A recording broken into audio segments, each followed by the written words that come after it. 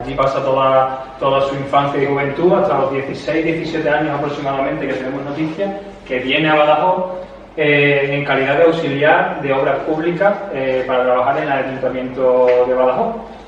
Y en torno al año 1925-1926, cuando tenemos noticias ya de Pedro Rubio aquí. Tenemos también noticias de los padres de Pedro Rubio a partir de unas noticias en los periódicos, en el periódico Hoy concretamente, del nombre del padre, y a través de ahí hemos podido, en Rivas de Campos, en su pueblo natal, a través de los censos electorales hemos podido ubicar la calle donde vivían, los padres, quiénes eran los padres y los hermanos. El padre era Julián, que se menciona en una de las noticias. Julián Rubio, se llamaba Julián Rubio Campos, y la madre era Florentina Heredia Ruiz, y vivían todos allí en la calle mayor de Rivas de Campos.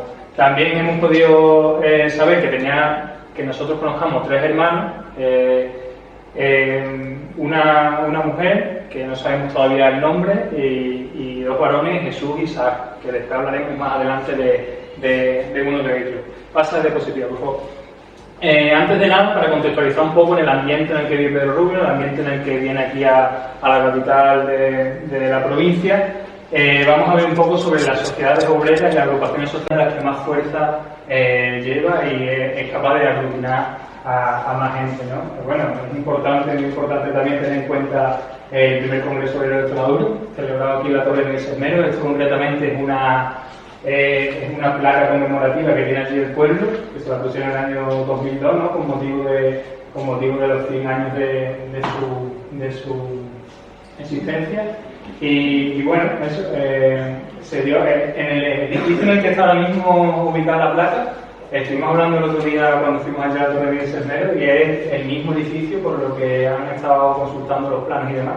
Es exactamente el mismo edificio en el que se realizó, se mantiene la fachada, se mantiene cierta parte de la estructura, que está bastante modificado, pero nos podemos hacer una idea muy buena de dónde se llevó a cabo. ¿Pasa? Proliferan también, además de las sociedades obreras, las casas del pueblo, ¿no? Que son lugares de reunión de los obreros.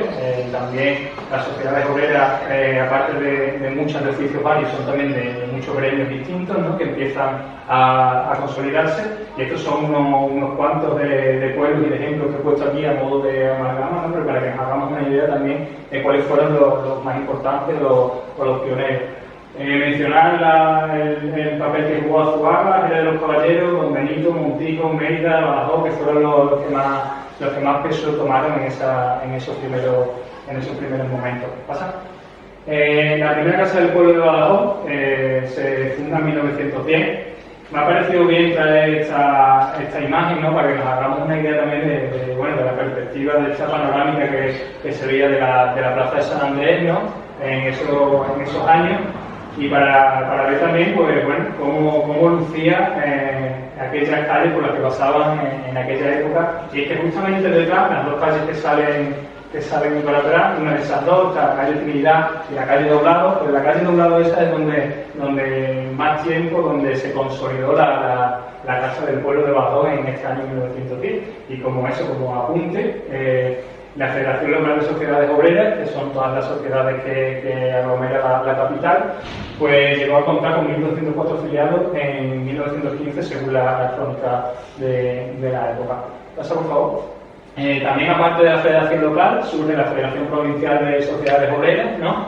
Que también se moviliza a través de la capital, pero que llegamos a tener noticias de que tiene 12.867 miembros en 1919, gracias a un congreso que se hace en Don Benito en ese mismo año, en 1919. Y me parece importante también traer aquí esta imagen, que es concretamente de la sociedad obrera, la defensa de Montijo, que es una imagen que me ha parecido muy significativa, ¿no? Porque nos podemos ver perfectamente cómo un poco traernos a día de hoy la imagen de esa sociedad obrera, ¿no? Y de cómo se reunían y de la conciencia que ya empezaba a fraguarse. También es importante mencionar que el líder, el carismático líder Largo Caballero también acudió a ese congreso de Don Benito en el año 1919. Y el registro de ellos, si alguien quiere profundizar, pues, como cualquier otra cosa que vean aquí, pues puedo dar la bibliografía de lo que necesite. Bueno, pasa. Hay pequeños declives documentados en los años 20, en represión, muchas casas del pueblo se cierran, se desmantela gran parte de ese movimiento obrero, no solo en Extremadura, en toda España en general, y se recupera concretamente aquí en la provincia de Badajoz a partir de 1924. Uno de los culpables principales de esto, bueno, no culpable, uno de las personas que más incide para esta recuperación es Narciso Vázquez Torres, que aunque no existe un cargo por el estilo, pero en aquella época todos los periódicos ya daban por supuesto y se referían a él como el líder del Partido Socialista en Extremadura. Y es que va a estar metido en absolutamente todos los cargos en este momento, ya desde muy temprano. Incluso su padre en épocas anteriores también era diputado republicano, o sea que le viene ya de trayectoria. Él era médico de profesión. Y bueno, está representando a Extremadura como vocal en el Comité Nacional del PSOE del año 19 y 38. También dirige la Unión General de Trabajadores de Extremadura cuando se crea aquí en el año 1924. Y bueno, a partir de ese nuevo reverdecimiento, ¿no? Empiezan a surgir muchas sociedades obreras y casas del pueblo de nuevo, que tanto las que se cerraron en algunos pueblos que ya tenían trayectoria, como en algunos que empezaron de cero y algunos pueblos que empezaron a tener más movilización. Pasa pues. Ahora bien, vamos a blanquillar nuestro personaje, me voy a contextualizar un poco. La implicación de Pedro Rubio en el movimiento obrero. Pasa. Tenemos que mencionar sin duda la primera de sus apariciones en una organización, que es en el año 1927. Tengamos en cuenta que él nació en 1909, tenía apenas 18 años ahí, ¿no? Y ya milita dentro de la Federación Local Obrera de Badajoz, concretamente en la Sociedad Obrera de Oficios Varios, que es en la que estaba en la que aparece como miembro. Y en el año 1931 representa a la agrupación socialista pacense. Y bueno, en el mismo año también, para que os hagáis una idea de la importancia que empieza a coger y los cargos que empieza a asumir desde tan temprana edad, es secretario de la Federación Provincial de Sociedades Obreras. Aquí bueno, he puesto unos estandartes, ¿no? de un artículo que encontré de Seguridad Dama, y que, bueno, para que os hagáis una idea también de la simbología, ¿no? que utilizaban y todo eso. No hay imágenes de muy buena calidad, no he logrado encontrarlas, pero bueno, para que me hagan una idea. Pásalo. Era director también del diario La Verdad Social, ahí vemos el diario, vemos una de las portadas, tenemos noticias, vamos, esto va a ser uno de los problemas principales para él, va a ser una de las causas en las que después se va a ver involucrado en más problemas, como hemos comentado anteriormente en la Plaza de España, cuando hemos estado hablando del lugar de su asesinato.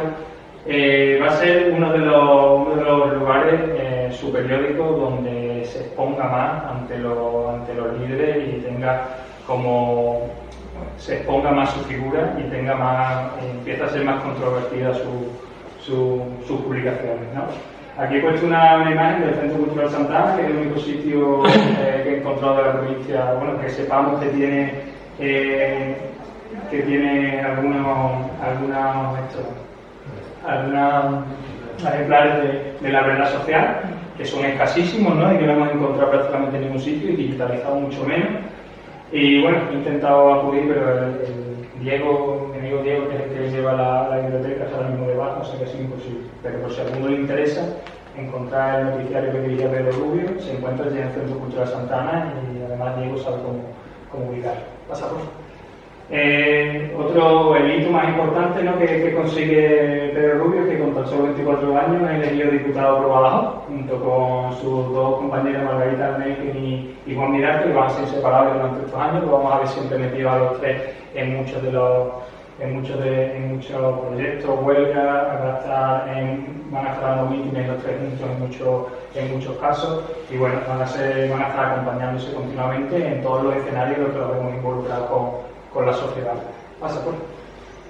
Participa también en la huelga campesina de 1934 y esto le va a costar caro, porque es aquí también donde empieza a sufrir una represión brutal Pedro Rubio, De hecho, como veremos más adelante, incluso intentan expulsarlo, desterrarlo de la provincia prácticamente, eso lo veremos más adelante, pero para que vayáis haciendo una idea del nivel de implicación que tenía con la sociedad y con sus votantes, y que se ve reflejado también en cómo el poder lo intentaba apartar. Participó también en la huelga minera de Asturias de octubre de 1934, se fue hasta Asturias junto con su compañero Nicolás de Cabra y participó allí activamente, y justo cuando estaban de regreso, nada más que llegaron aquí a la estación de tren de Badajoz, pues fueron detenidos, y ya explicaré un poquito más en detalle más adelante. Las intervenciones de Pedro Rubio en el Congreso de Diputados me han parecido muy interesantes. Ahora van a salir aquí una especie de texto, las que voy a leer yo, no os preocupéis, no es lo de allí que se hace interesante. Muy bien. Que me ha parecido interesante traerlo, porque además, como hablaba y como se expresaba, me parecía muy interesante también para la edad que tenía, ¿no? Y la corta trayectoria que traía detrás. Vale, pues este es el diario de sesiones de corte del 7 de marzo del 34, que habla sobre la ampliación de la plantilla de los cuerpos de seguridad y de la Guardia Civil. Dice así, refiriéndose al Ministerio de la Gobernación. El señor Salazar Alonso, que actualmente desempeña el Ministerio de la Gobernación, sabe, como yo, que en muchos pueblos de la Guardia Civil se halla el servicio de los caciques, y que también lo que ocurrió en el pueblo de Salvaria un 1 de mayo, que después hablaremos de ello, con motivo de una manifestación pacífica que se celebraba festejando la fiesta de los trabajadores, allí 4 obreros cayeron muertos por la Guardia Civil. Sin embargo, el cabo que mandaba la fuerza pública, en vez de castigarle, fue ascendido a sargento pocos meses después. En cambio, para aquellos que por todos los medios trataron de evitar la catástrofe, pide el fiscal terribles penas. Pide 10 años para el que era alcalde de Salvareón, el hombre mencionado, lo veremos más adelante, y para uno de los dirigentes de la organización obrera de la provincia de Badajoz. Este es el premio que se da a los que defienden y están incondicionalmente, en todo momento, al servicio de la clase patronal de Badajoz. Estas son las palabras que da y que, por las que intento manifestar que es una absoluta desfachatez que se vaya a intentar aumentar los cuerpos de seguridad cuando no es necesario en aquella época. De hecho, pasa por... después veremos cómo lo argumenta más detenidamente más adelante. Vale, otro tema que saca a relucir allí en el Congreso, en el diario de sesiones del 14 de junio del 34, sobre su propia detención. Después hablaremos también más detenidamente de esto, pero para que veamos las repercusiones que empieza a tener sus actuaciones. En todo esto es lo que ha pasado, señor diputado. A un diputado a corte, refiriéndose a él, sin ningún antecedente que demostrara que estaba cometiendo un delito, le han querido detener, le han querido expulsar de la provincia que representa. Probablemente el señor ministro de la Gobernación, otra vez Salazar Alonso, acostumbrado a emplear argumentos turbulentos en su oratoria, hablará hoy del orden y del Estado fuerte y de la autoridad. Recordemos lo que aquel rey decía, que el Estado era él. Este pobre hombre, el señor Salazar Alonso, por lo visto se considera de Estado, y por encima de él no hay nada, ni siquiera un diputado a Cortes que ha venido aquí por la voluntad expresa de más de 138.000 trabajadores. Vamos, lo que no se atrevía nadie a decir en aquel momento en el Congreso lo decía. Pasa, por favor. Y ya trayendo otra vez a colación lo de la Guardia Civil, también decía: nosotros tenemos que oponernos a este proyecto porque en él se destinan 10 millones a robustecer los órganos de represión contra la clase trabajadora. Y en estos instantes, cuando nuestro país vive en una angustia verdaderamente dramática por la crisis de trabajo en los campos, en los pueblos rurales, nosotros no podemos estar conformes, no podemos apoyar este proyecto de ley, sino que por el contrario, debemos decir que estos 10 millones de pesetas se destinen a resolver la crisis de trabajo que padecen estos pueblos rurales, en los que hay muchos obreros que materialmente se mueren de hambre. Pasa 2. Las tensiones y tragedias previas vividas en la provincia, que no solo las represiones que sufre, sino que también veremos las tensiones que hay a nivel general, en el contexto que estuvimos hablando antes, pues aquí se va a ver reflejado. ¿Pasa?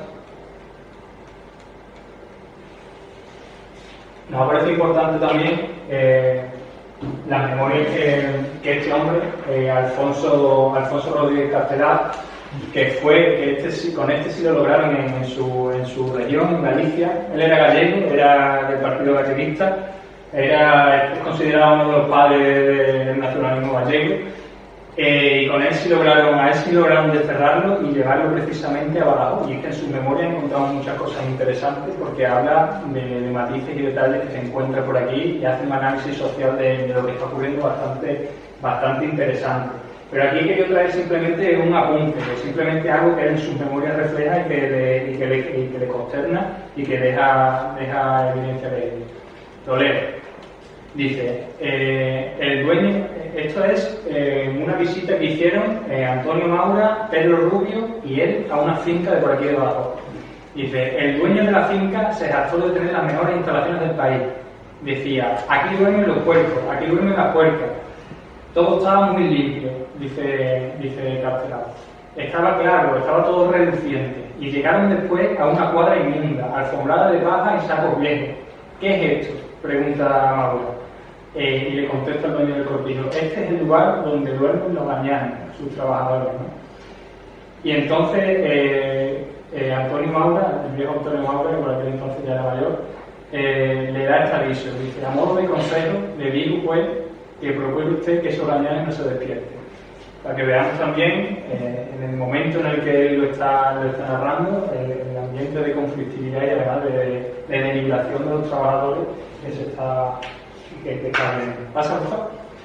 Los altercados y muertes que se dan durante estos momentos. No he querido tampoco llenar todo el mapa de la provincia porque se podría sin ningún problema, pero he querido traer lo que me han parecido más significativo, empezando por la zona este, en Castiblanco, casi todo el mundo conocemos lo que ocurrió allí, ¿no? De todas maneras ahora lo voy a explicar. En Acucén, Arroyo San Serván, Fuente del Maestro, Nacho, Salvaleón, El Concheno, Montemolín y Llerena son algunos de los sitios más significativos donde va a haber altercados fuertes, va a haber muerte y mucha represión durante este bienio negro, ¿no?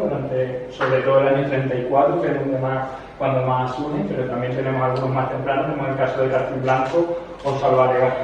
En este caso me voy a permitir que lea un poquito,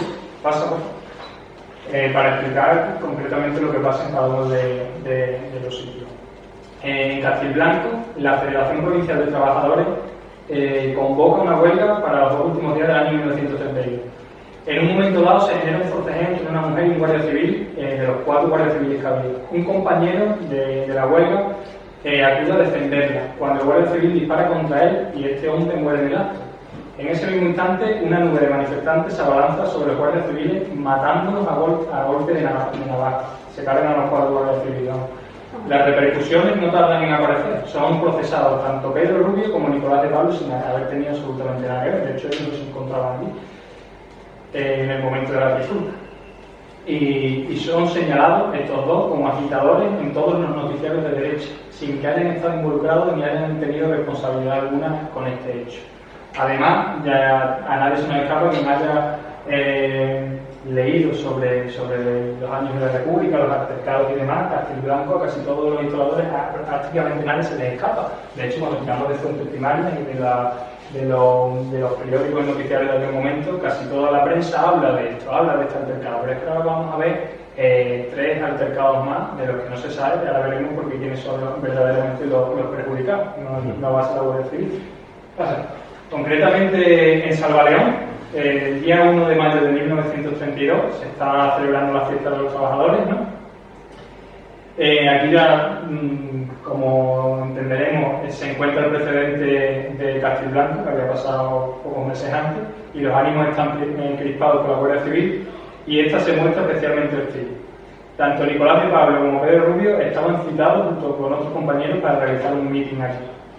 En un momento dado, los coros de la Casa del Pueblo de Barcarrota, en la localidad vecina, entonaron los himnos obreristas y también quisieron homenajear al alcalde de Salvaleón, socialista. Pero en un momento dado, cuando estaba sucediendo esto, y sin poder reprimirse más, el cabo comandante de la Guardia Civil abre fuego directamente contra los manifestantes y en el tiroteo acaban muriendo 3 manifestantes, sin haber siquiera mostrado pues, ningún signo de violencia ni nada por el estilo. Estas noticias en casi ninguna de los libros de historia aparecen mencionadas, ¿no? Como van a ser también los siguientes pasos. Aquí he querido también he querido detenerme un poquito más en este porque es menos conocido todavía si cabe, pero me parece muy interesante por la crudeza y por los detalles, por lo que lo narra, porque precisamente es Pedro Rubio el que se encarga de recopilar información y de hablar con los testigos y todo lo demás, ¿no? Bien, la Juventud Socialista del municipio, estamos hablando de mayo de 1934, también con motivo de la fiesta de los trabajadores. Pues esta Juventud Socialista intenta solicitar un permiso para celebrar la manifestación del 1 de mayo, como había sido también 2 años anteriores en Salvación, pero el alcalde, servir con el caciquismo, pues se la niega. Pero es más, el mismo día del 1 de mayo, un oficial del cuerpo de asalto le dice entonces al presidente de la Juventud Socialista, dice: sé que no han autorizado la manifestación, deberá haber, por lo tanto, el más absoluto orden en el día de hoy, y de lo que ocurra en el pueblo, ustedes van a ser responsables. Y el presidente responde: nosotros vamos a ser también responsables de lo que hagan nuestros enemigos. Y le dice el oficial: sí, también. Seréis vosotros los responsables. Vale, pues todo transcurre con normalidad durante este día, no hay absolutamente ningún altercado, ¿no? Pero unos días más tarde se enteran de que, 2 días más tarde, de hecho, de que la Iglesia tiene una procesión planificada y que no tienen absolutamente ningún permiso ni nada por el estilo para realizarla, para llevarla a cabo. Pues en este ambiente de crispación también, por todo lo que había sucedido, ¿no? De que no les habían dejado realizar su manifestación, pues se ve tenso el ambiente, ¿no? Todo transcurre con normalidad, no hay absolutamente ningún altercado allí con la procesión, pero más tarde, ya por la noche, varios individuos escondidos, que no se sabe exactamente quiénes son, disparan a una pareja de guardias civiles que están allí, matando a uno de ellos. Inmediatamente, sin que tengan absolutamente ninguna conexión, son detenidos 15 compañeros de la Casa del Pueblo de Arroyo de San Silván, sin tener absolutamente ninguna vinculación con lo sucedido. Y se presenta también allí el juez instructor en cuestión de minutos. Hay que recordar que 2 días antes, el 1 de mayo, en Fuente del Maestre, hubo también asesinatos de algunos manifestantes por parte de la Guardia Civil y el juez instructor llegó más de 24 horas tarde a tomar declaración. Porque los asesinados habían sido 4 obreros del pueblo y los asesinos la Guardia Civil, y aquí había sido al contrario, ¿no? Los detenidos, de los que hemos estado hablando, van a ser por horas golpeados y víctimas de vejaciones y malos tratos, humillando a algunos compañeros, haciéndolos entrar desnudos en una charca con un frío insoportable durante horas. Eligieron, de hecho, la propia Guardia Civil, para las declaraciones como testigos a 2 individuos del pueblo de Arroyo de San Silván que eran miembros de Acción Popular, incitándoles con las siguientes palabras: pongan ustedes lo que quieran. Pongan ustedes ahí lo que quieran, que no va a pasar absolutamente nada. Bueno, pasa a la siguiente. El último caso que vengo a traer, porque nos estrellamos aquí toda la tarde, es el de Alcorchet. Concretamente aquí Pedro Rubio también lo relata él mismo de su propia voz en el diario de sesiones de la Corte del 21 de junio del 34, y dice así: en el citado pueblo, como mucho más de la provincia, la huelga campesina fue secundada por todos los trabajadores. Se habían cumplido todos los requisitos legales. Hasta la hora en la que se produjeron los hechos, no se había producido en este pueblo el más ligero incidente. El alcalde socialista, a las 2 de la mañana, mandó publicar un mando en el que ordenó el cierre de las tabernas para evitar aglomeraciones y desórdenes posibles.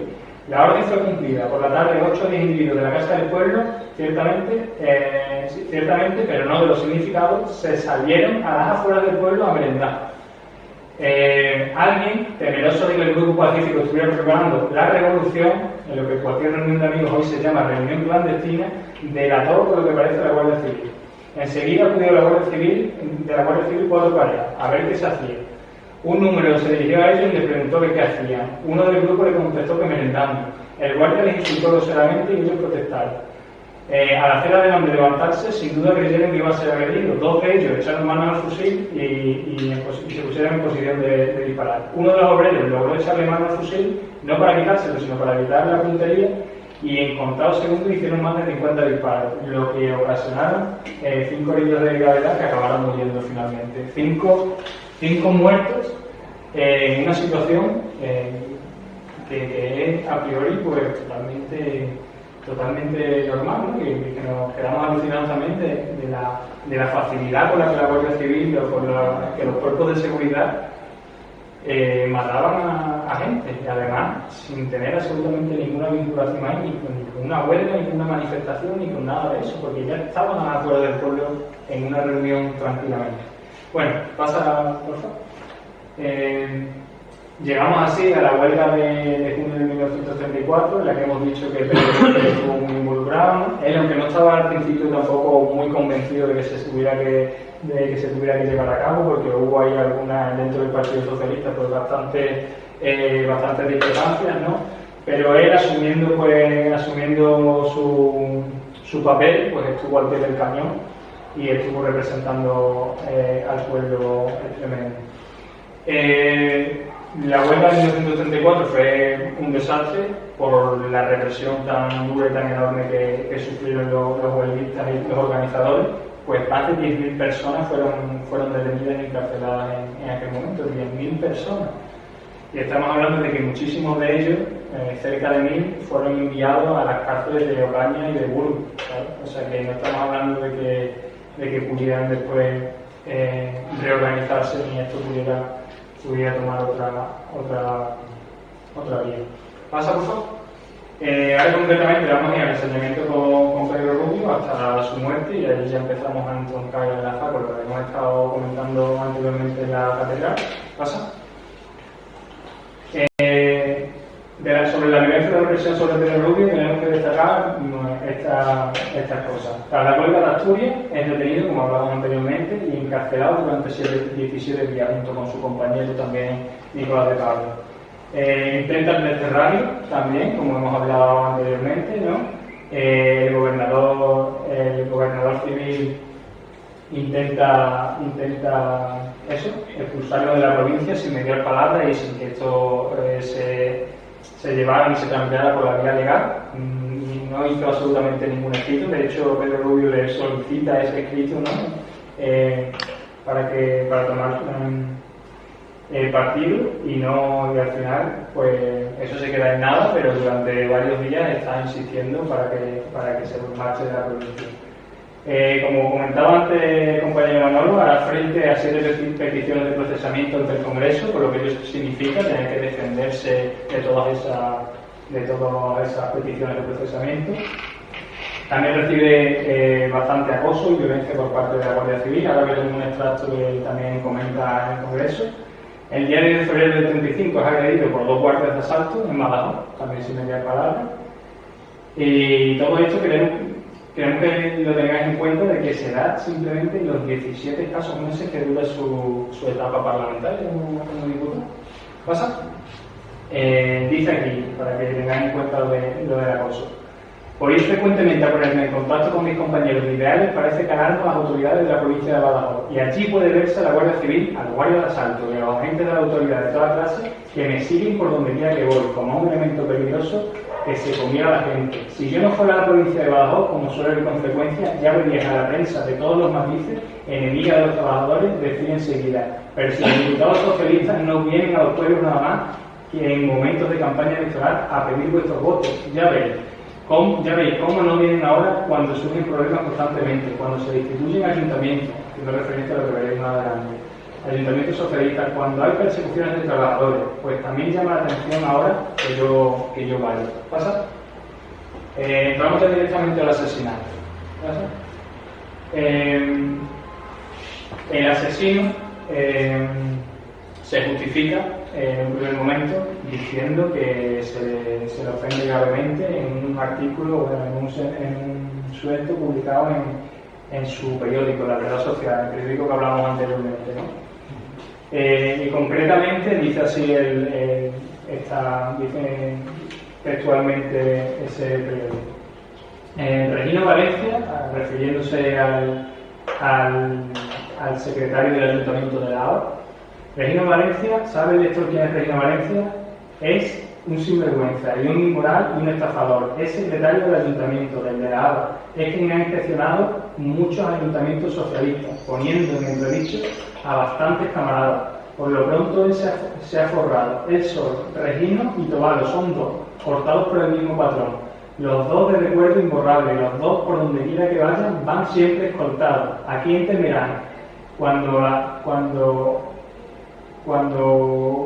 sé qué pone ahí. Vuelan.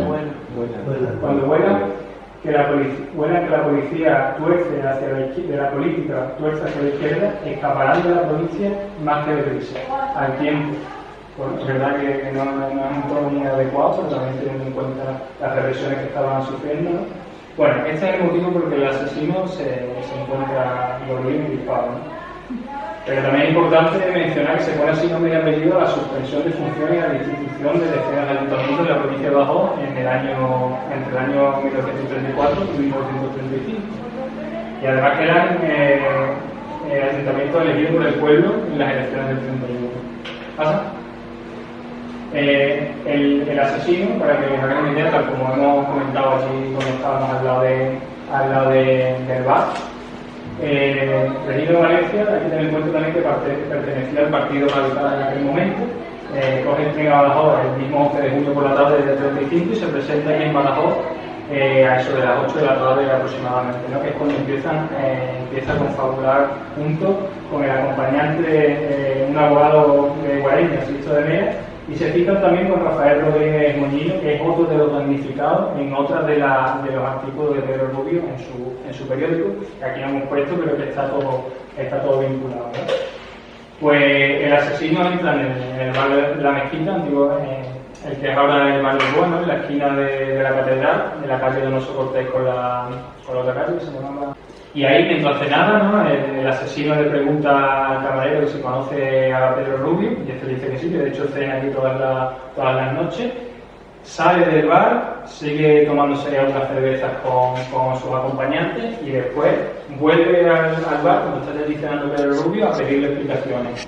No contento con lo que le responde, pues no da su brazo a torcer, directamente saca una pistola y le pega un tiro en la cabeza, directamente.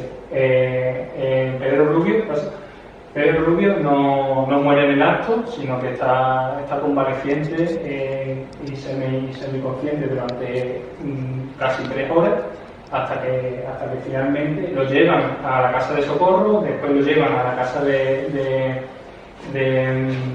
señor Vázquez, que era un médico, y cuando ven que no pueden hacer nada y que finalmente muere, lo llevan a la casa de su hermano Isaac, que se encontraba a las afueras, en un chalet.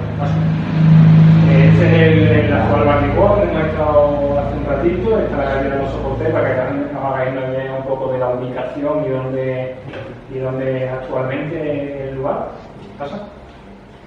Haciendo unas investigaciones donde se encuentra la vereda Sancha Brava, que es eso que veis ahí en naranja, esa línea naranja.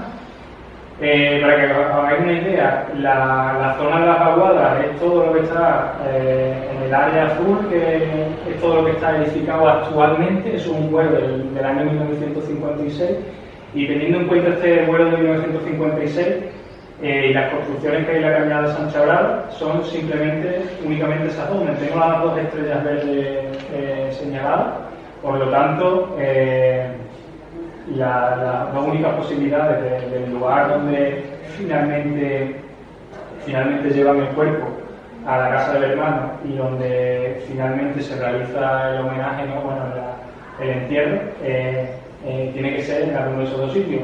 Simplemente porque, como estamos hablando de memoria histórica, también es importante, ¿no? Saber dónde ocurrieron los hechos y poder, por lo menos, tener constancia de esos lugares, ¿no?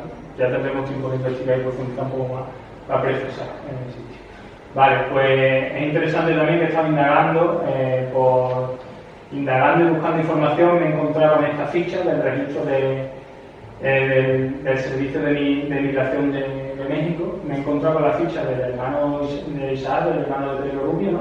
Donde dice quiénes eran sus padres, donde dice también que efectivamente nació en Rivas de Campo, también igual que él, 7 años antes, porque era el mayor. Y para que veamos también que por su vinculación, ¿no? Sin haber tenido ningún tipo de papel importante, en el año 39 tiene que marcharse desde Francia a México a a Veracruz y muere en el año 1980 en la ciudad de Durango, en México. Es interesante también este tipo de información que de manera paralela y de manera paralela pues da un poco más de información sobre el personaje. ¿Pasa?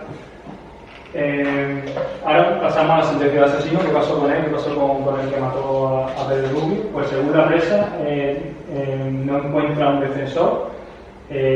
Sí, de hecho aquí en el artículo de prensa que traigo lo pone, al parecer no encuentra un defensor del asesino del señor Rubio Heredia, que ha pasado ya bastantes días desde los hechos. Y el propio Rafael Salazar Alonso, al que está continuamente mencionando en el Congreso, al final es el representante en el juicio, y también se conoce que José Antonio Primo de Rivera vino a apoyar al condenado. Juan Mirarte, por su parte, un compañero diputado de Pedro Rubio, que lo representa al asesinado, ¿no? Y finalmente la sentencia se fija en 12 años de prisión y 50.000 pesetas. ¿Qué pasa aquí también? Por lo que le rebajan también bastante la pena, por el atenuante de indicación. ¿Qué quiere decir?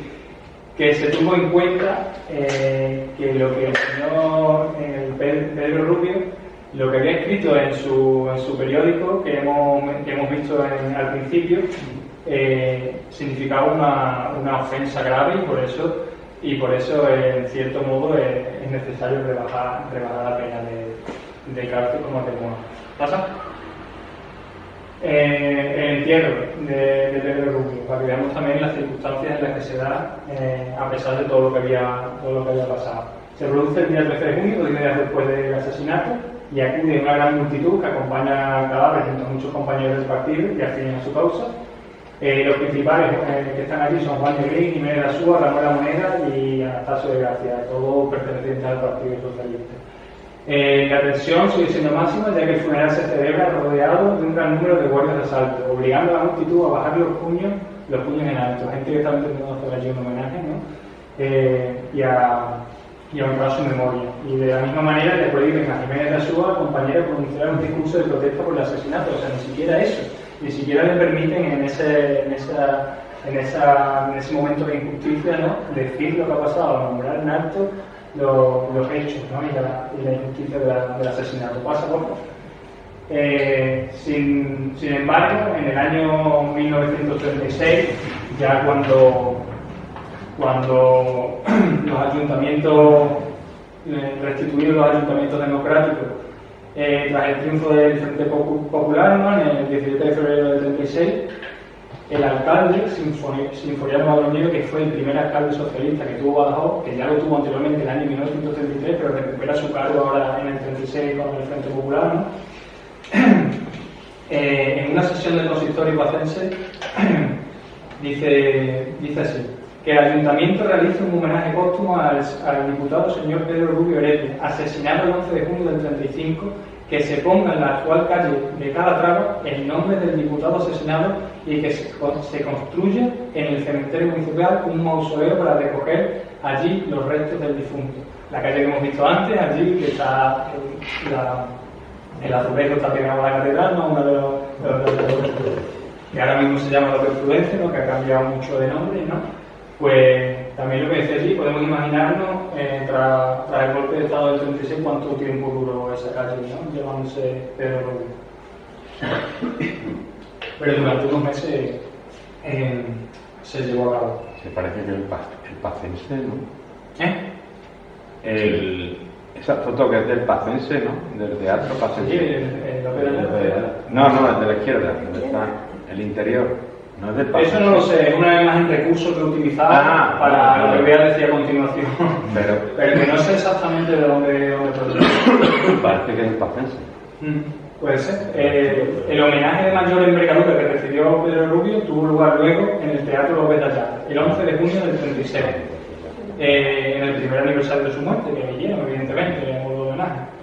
En un recinto que estaba abarrotado para honrar su memoria, que después intervinieron, entre otros, los diputados Luis Romero Solano, Nicolás de Pablo, Juan Simeón Mirarte, su compañero, Ramón La Moneda y Ramón González Pena, que era este hombre el presidente del partido en aquellos momentos. Finalmente, que fueron un año más tarde, pero se logró dar un reconocimiento, ¿no?, el teatro lo que era ya una fotografía antigua. Esto lo utilizamos como un gran recurso para que nos hagamos una idea de la confluencia, ¿no? y del acto. No sé exactamente si es ese. Puede ser que sea López de Ayala. Puede ser que sea el López de Ayala, sí, sí. Y eso, paso por favor. Le voy a dar la palabra a mi compañero Manolo, que creo que es el más indicado para este desenlace y para que hombre, traigamos también alguna reflexión sobre la memoria, el olvido, lo que es el actual PSOE y cómo creemos que deberíamos honrar la memoria de este hombre. Muy bien.